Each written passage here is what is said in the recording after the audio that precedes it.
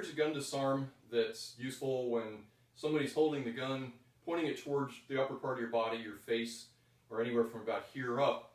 One of the problems that you have is that a lot of times the way you see gun disarms taught is that you'll come in like this, and you'll hit the barrel and you hit the wrist, and you'll turn the weapon this way. So you're breaking the grip, and you're basically trying to use the barrel as a handle to turn it like this and pull it out of their hand.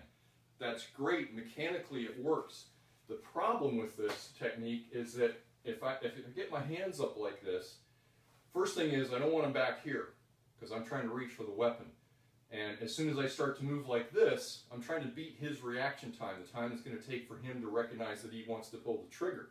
So if I put my hands up more like this, I still look like I'm being defensive, but in fact I'm only a couple of inches from the barrel. I can cover that distance in less time than it takes for him to react and decide that he needs to pull the trigger. All right, the problem with this technique is, what if my wife is standing there, or a friend, or there's some innocent bystanders over in this direction or in that direction, depending on which way the barrel is pointing?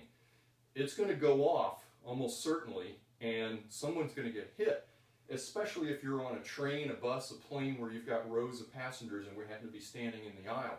So if he's pointing the weapon at me, I would prefer to keep other people safe as well and have the barrel go up. If it goes up and the gun goes off when it's pointing up, that's not a problem.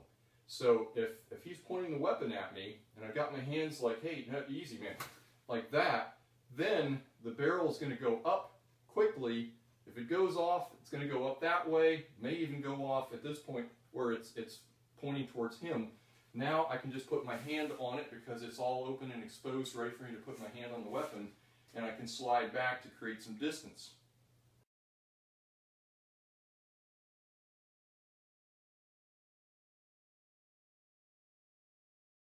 So at this point, my hands are up, they're close, I can cover the distance quickly.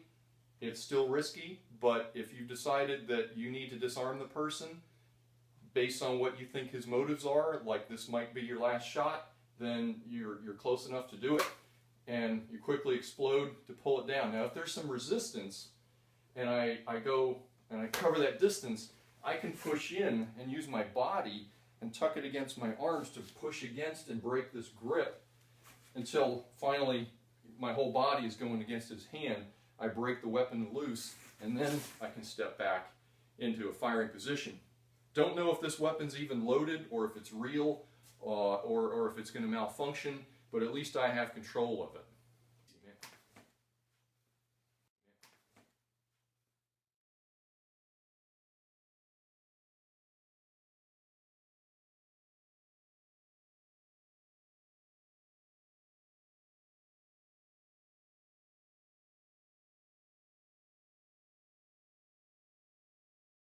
There's the actual break.